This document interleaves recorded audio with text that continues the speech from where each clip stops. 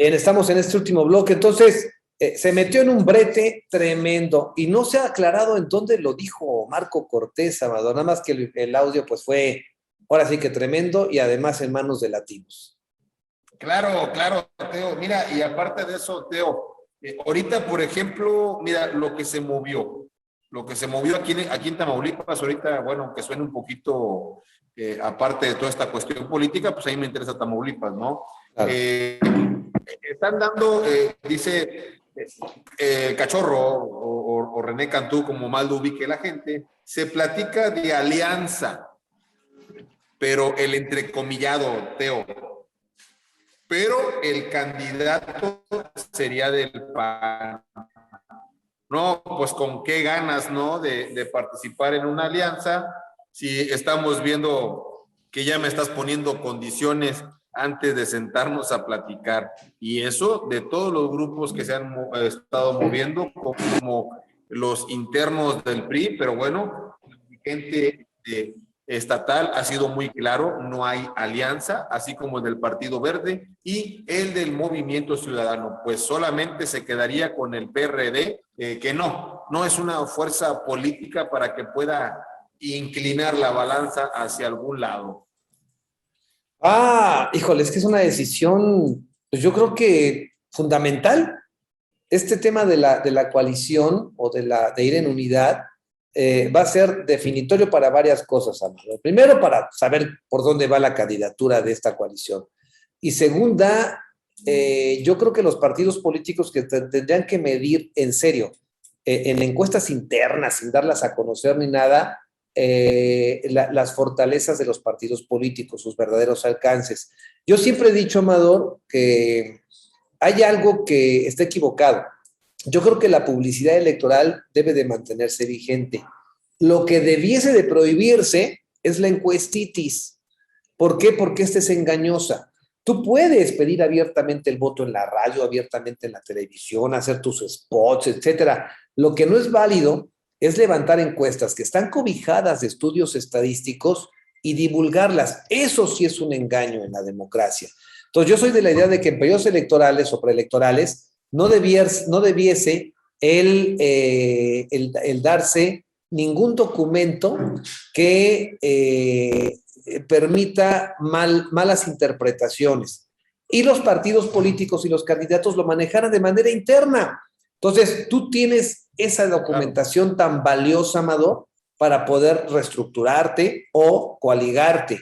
Pero cuando nos publican por una parte es que yo soy el primero y el otro te aparece la otra más arriba. Y después, o sea, se van a acabar los números, ¿no? Son infinitos, pero se los van a acabar los en las encuestas.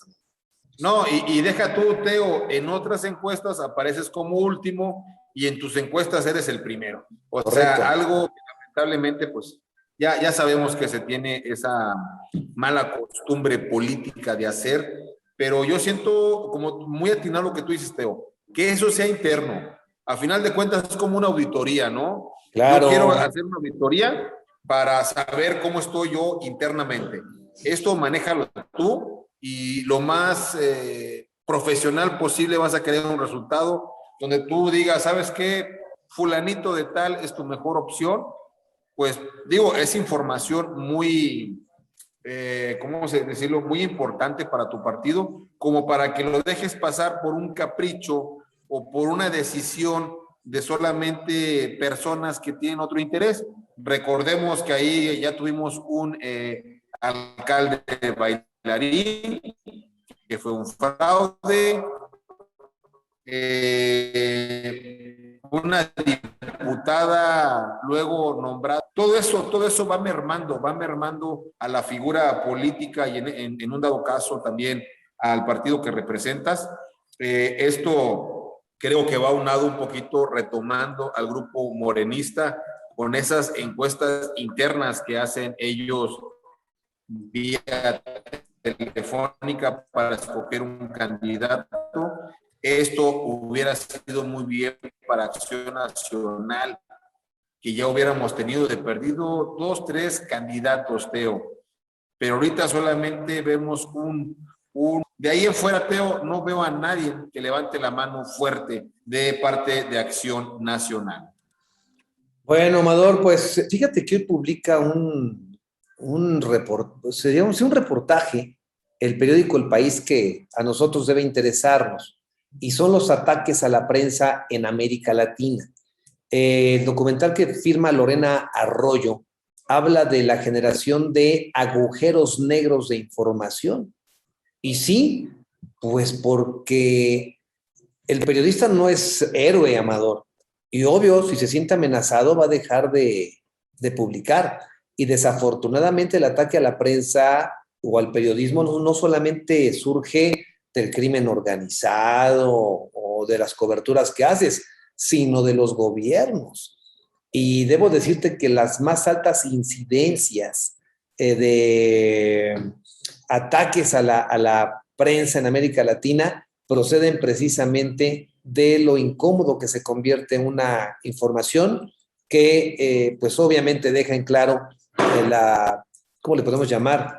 La corrupción gubernamental. Es un reportaje interesantísimo y recientemente ayer platicábamos de los ataques a dos colegas en frente de sus familias, sacados de sus domicilios y lo que priva es la impunidad. ¿Se me fue ahí, Amador? Sí, Teo, mira, vuelvo a insistir como por ejemplo, como en Estados Unidos la ley es dura al momento en que tú atacas a un oficial o un policía en este caso.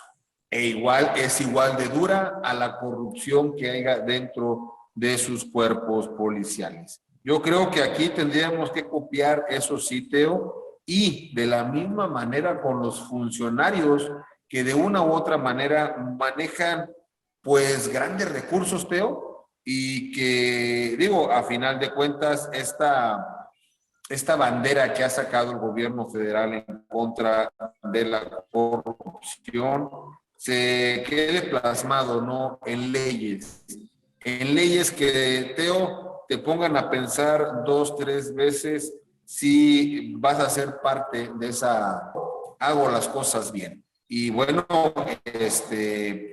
esperemos que esto trascienda también en esta famosa cuarta transformación en México. Bien, vamos con el último punto, Amador, por favor.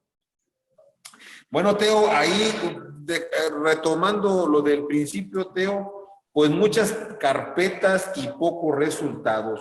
Durante el 2020 se acumularon más de 1,600 averiguaciones previas y carpetas de investigación abiertas de la Fiscalía General de la República por la posible desaparición forzada de personas. Sin embargo, entregar y resolver 1,001 solo de esos casos.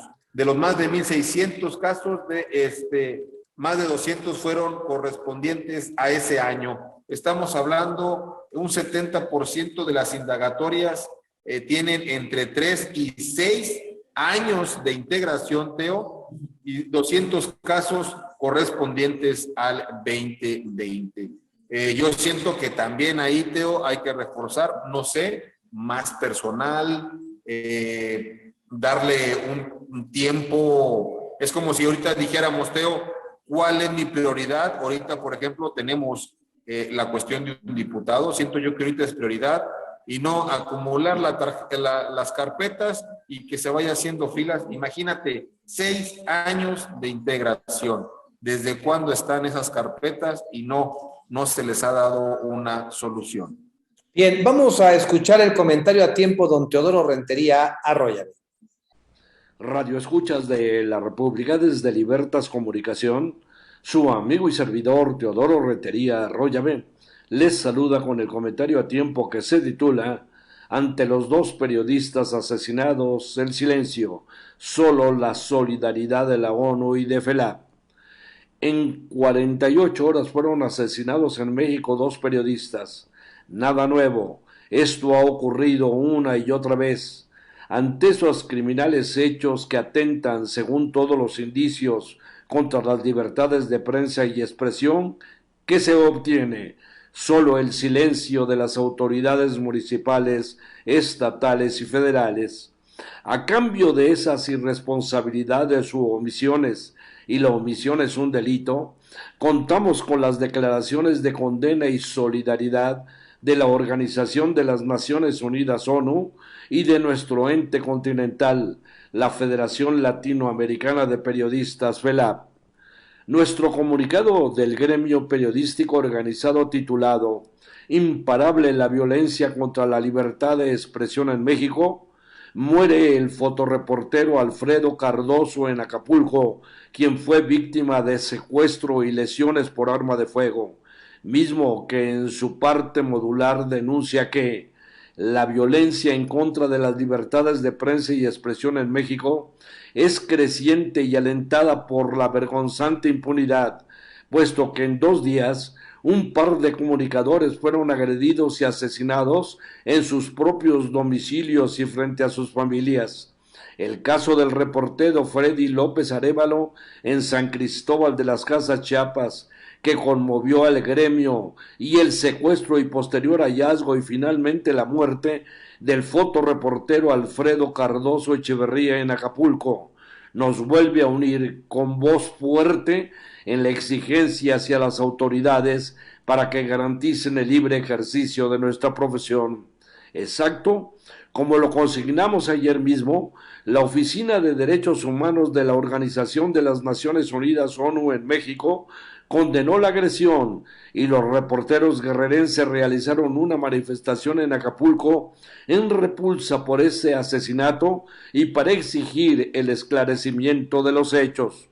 Por su parte, solidaria como siempre la Federación Latinoamericana de Periodistas, FELAP, a través de su presidente Juan Carlos Camaño, levanta junto a las organizaciones firmantes del comunicado común, el Ya Basta, con que nuestros fraternales colegas mexicanos llevan adelante su lucha, que también es nuestra, contra la violencia asesina y la impunidad que emana de los poderes judiciales y políticos, cuando menos impotentes y en ciertos casos conniventes.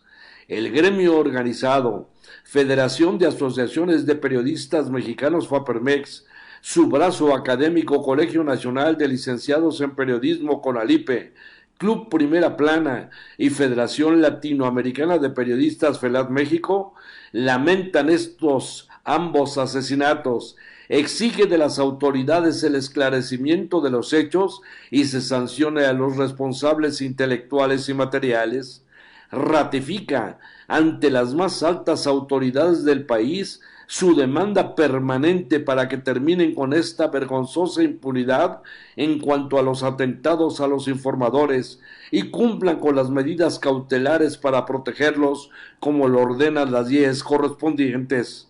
Redobla el reclamo de que se implementen los mecanismos de protección a los periodistas, trabajadores de prensa, de sus familiares y amigos que también han sido víctimas en hechos, inclusive directos, para amedrentar a los comunicadores. Ya basta, es nuestro grito permanente. Hasta aquí el comentario a tiempo. Se despide de ustedes su amigo y servidor Teodoro Rentería Arroyave.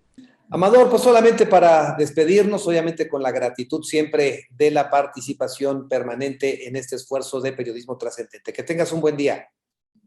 Un fuerte abrazo, Teo, desde la capital y también para nuestro amigo Oscar Alviso. A quien deseamos su pronta recuperación, por supuesto. Yo soy su servidor Teodoro Rentería Villa y le recuerdo, el conocimiento de las noticias acerca a las personas y a los pueblos.